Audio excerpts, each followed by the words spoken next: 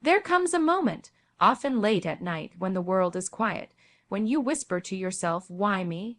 Why was it always you who took the blame, carried the weight, and wore the pain that was never yours to begin with? And the truth, though it stings at first, is this: you were never chosen because you were weak. You were chosen because you were strong enough to hold what they could not bear to see in themselves. You were chosen because you reflect what they deny. The narcissistic parent doesn't select the scapegoat by chance. It's not about favoritism nor fairness. It's about reflection. In you, they saw something that made them deeply uncomfortable: truth. Your emotional depth, your intuition, your ability to sense energy in the room, to feel when words and actions don't align, those are the very traits that expose the cracks in their carefully constructed mask. You became the mirror they couldn't bear to look into, the reminder of everything they repressed, avoided, and disowned. A narcissistic parent survives through illusion. Their world is built on denial, denial of vulnerability, of imperfection, of accountability. And when someone within that system begins to notice, to question, or to simply feel it threatens the entire structure. So they turn on the mirror, they distort the reflection, they project, they need to make you the problem so they can stay untouchable, faultless, righteous.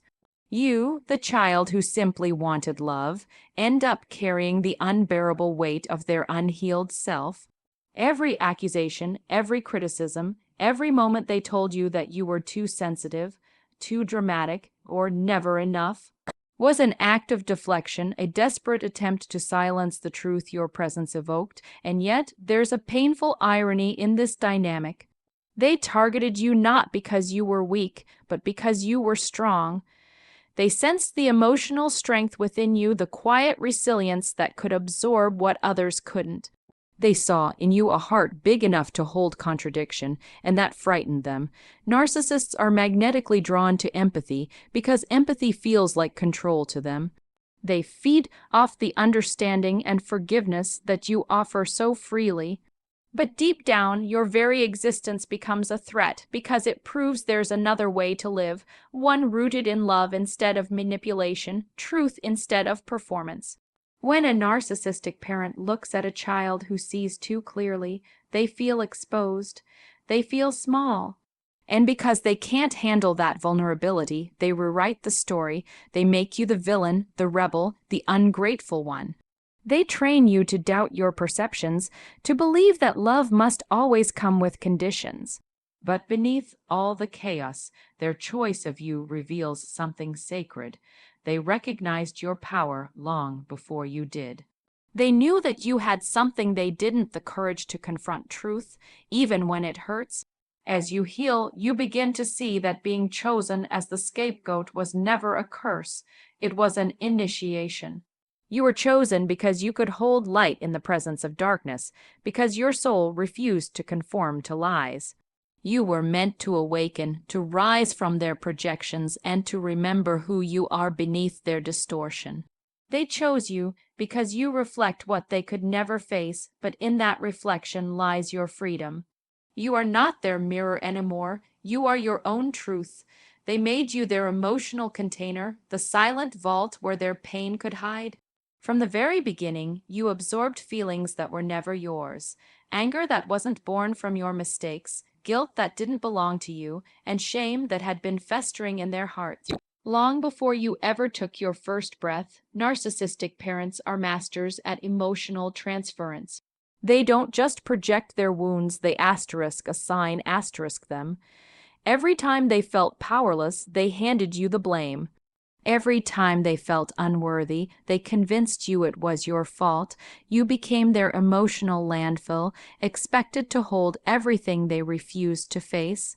You might remember moments where you could sense their tension before they even spoke, a heavy silence before an explosion, a sharp sigh before the storm. You learned to read their moods like weather patterns, to predict when to speak and when to disappear. That's what happens when you're trained to carry someone else's emotions. You stop existing as yourself and start existing as their regulator. Your nervous system becomes wired to detect danger, your peace sacrificed to keep the family equilibrium intact. You became the child who held the chaos together, the one who absorbed the damage so the illusion of harmony could remain. But let's name it for what it was: emotional slavery disguised as love. You were told you were mature for your age, when in truth you were forced to be. You were praised for being strong, but that strength came from surviving someone else's storms. The narcissistic parent doesn't want emotional independence in their children, they want control. And the easiest way to control a child is to make them responsible for your emotions. So when they cried, it became your job to comfort. When they raged, it became your job to fix. When they were disappointed, it became your fault. The cruelest part is that you believed it. You thought their pain was your responsibility because that's what love looked like in your home. But here's the truth that sets you free: their emotions were never yours to hold. You were a child, not a container. Their sadness was not your job to heal, their anger not your sin to confess, their emptiness not your burden to fill. They handed you the weight of their wounds because they couldn't bear to face them. And you, out of love, carried it all. Healing means putting that weight down. It means opening your hands and letting the pain fall where it belongs. It means learning to ask yourself, asterisk, is this mine to hold, asterisk, and daring to answer, asterisk, no, asterisk, you are allowed to feel light again. You are allowed to return their shame, their guilt, their anger, to hand it back, not in revenge, but in release. You are no longer their container. You are your own person now, whole and unburdened, ready to fill your heart not with their pain, but with your peace. The scapegoat role exists to protect the illusion. In a narcissistic family, truth is dangerous. It threatens the fragile fantasy that everything is fine, that the parent is perfect, that love is unconditional. To keep that illusion intact, someone must be sacrificed. That someone was you. The narcissistic parent needs a target to absorb the dysfunction so they can maintain their image of control and superiority. You became that target. Every accusation, every twisted story, every emotional ambush had one purpose: to keep the illusion alive. By making you the problem, they preserved the myth that they were blameless. The scapegoat becomes the lightning rod of the family system. Every hidden insecurity, every unspoken resentment, every secret failure gets redirected toward you. When something goes wrong, it's your fault. When someone feels uncomfortable, it's because of you. It's a carefully orchestrated delusion designed to protect the narcissist's false self, a fragile, inflated identity built on denial. They cannot be wrong, because being wrong would shatter their sense of power, so you are made to carry it all. The blame becomes the glue that holds their false reality together. It's important to understand that this wasn't personal, it was strategic.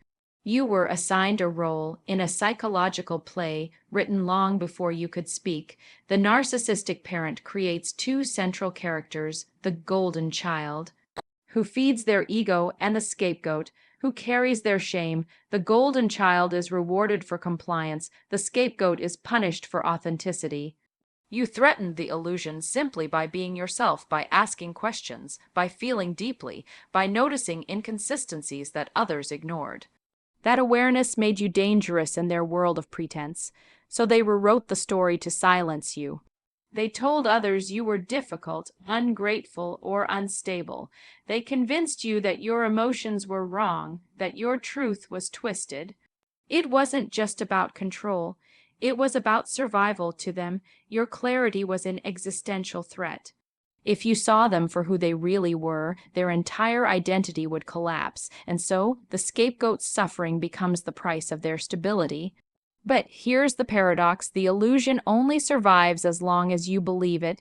The moment you stop accepting their version of reality, the spell begins to break. When you start to see the pattern not just in your family but in yourself, you reclaim your power. You realize that their blame was never yours to bear. It was their reflection, not your identity. The role they forced you into doesn't define you, it exposes them. In that realization, you begin to rise. You step outside the story they wrote for you, and for the first time, you breathe air that isn't thick with their projections. The illusion starts to crumble, not because you fight it, but because you stop feeding it. You no longer need to prove your innocence, your worth, or your truth. The scapegoat's liberation is the narcissist's undoing, and your awakening into peace. In every narcissistic family, there is one person who cannot pretend, the one who sees the unspoken tension at the dinner table, who feels the chill behind a smile, who knows that the words of love don't match the actions. That person becomes the scapegoat, and though it feels like punishment, it's actually evidence of an extraordinary gift, the capacity to see truth. While others in the family may live comfortably inside the illusion, the golden child basking in false praise, the enabling partner maintaining peace at all costs, you stand outside of it. You notice, you question, you feel, and in a system built on denial that makes you the threat. Narcissistic families thrive on silence. Secrets are protected, not confronted. The appearance of perfection matters more than the reality of pain. But you couldn't look away. You sensed the imbalance in every interaction.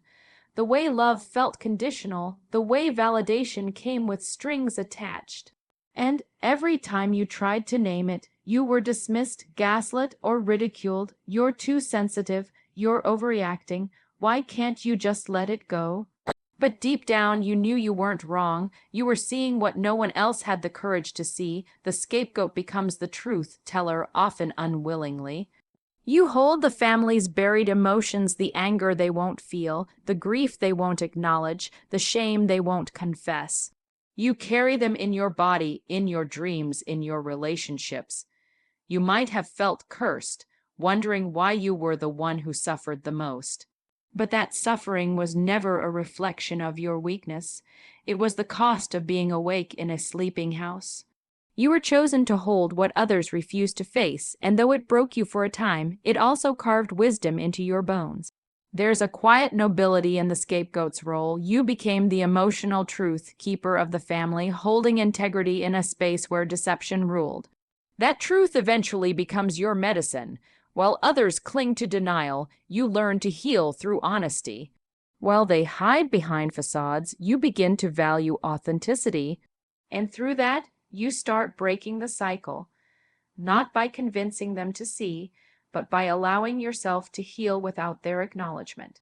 When you stop trying to make them understand and start trusting your own perception, everything changes. The gaslight fades, the confusion lifts. You begin to understand that seeing clearly was never the curse, it was the calling. You were the one meant to awaken, to recognize the dysfunction, to name it, and to step beyond it. You are not the family's problem, you are its possibility. The scapegoat's pain is the soil where truth grows, and from that truth, freedom blooms. You were never the outcast, you were the one who saw too much light to live comfortably in the dark. Healing begins the moment you stop believing their story about you.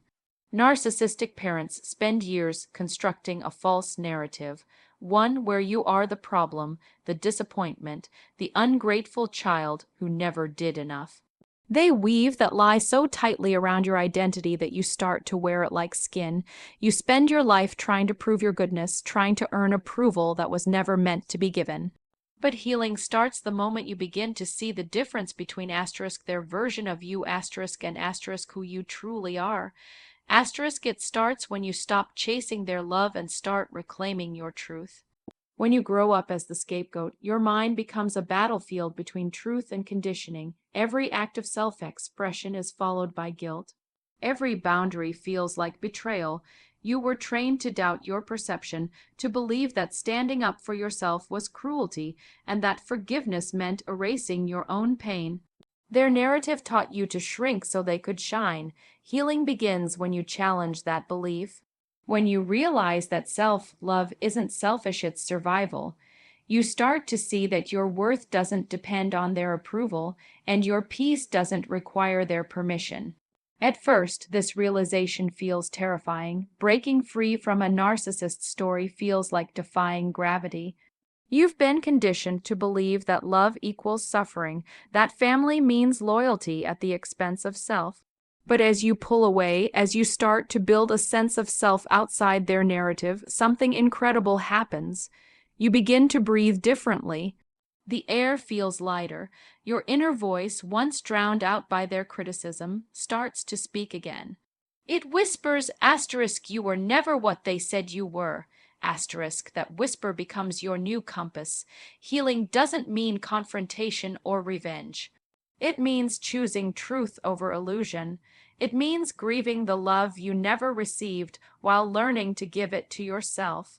It's the gentle act of replacing self-blame with self-compassion, of realizing that their inability to love was not your inadequacy, it was their limitation. The story they told about you was projection, not prophecy. You were not too much. You were simply too real for someone who only knew how to love through control. As you rewrite your inner narrative, you start to meet yourself for the first time without distortion, without fear. You begin to understand that your empathy is your gift, not your weakness.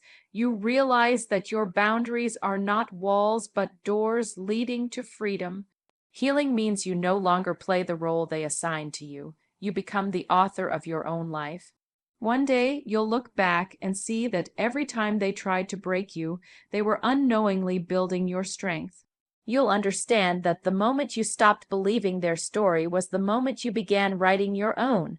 And in that truth, you'll find the peace they never could. You were never meant to stay wounded. You were meant to awaken. The scapegoat's journey is not just about survival, it's about transformation. When you finally step out of the chaos of a narcissistic family, you begin to see that your pain holds a deeper purpose. Every wound becomes a doorway to wisdom. Every tear becomes evidence of your strength. You are the one who dared to feel in a home that punished emotion, the one who questioned what others blindly accepted. That courage, the same courage that once made you a target, is the very power that sets you free. For years, you carried their projections, their shame, their rage. You believed the lie that you were broken, difficult, or unworthy, but those beliefs were never yours, they were inherited illusions. And healing is the process of returning everything that doesn't belong to you. It's the sacred act of laying down burdens that were never meant to be carried and remembering who you were before they told you who to be. You begin to realize that what they called defiance was simply authenticity. What they called weakness was your compassion. What they called rebellion was your refusal to live in denial. The scapegoat becomes the cycle breaker precisely because they are forced to awaken. When you've been cast out for telling the truth, you learn to value truth more than belonging. You start to build a life grounded in clarity, not illusion. You develop empathy not as a tool for survival, but as a path toward connection. You no longer seek validation from those who never saw you. You create it within yourself. That is how generational healing begins, not with revenge or confrontation, but with awareness and choice. You choose to end what they refuse to face. You choose to turn pain into power, shame into sovereignty. As you grow, you'll notice that the patterns lose their hold, the triggers soften, the voice in your head that once echoed their cruelty starts to quiet. You stop reacting to ghosts and begin responding to truth. You understand that healing doesn't erase the past, it reclaims it. Every scar becomes part of your story, but it no longer defines your future. You start to feel compassion not for what they did, but for the emptiness that made them do it. Compassion doesn't mean letting them back into your life. It means freeing yourself from hatred's grip. The final stage of transformation is peace, the peace that comes from no longer needing their apology, their approval, or their understanding. You've become what they could not be, whole, aware, and unafraid of the truth. That is your victory. The scapegoat's path is not a story of suffering. It's a story of awakening. You were chosen not to be destroyed, but to rise. And as you rise, you become the light that exposes the darkness, the proof that healing is possible, and the beginning of a new, honest legacy.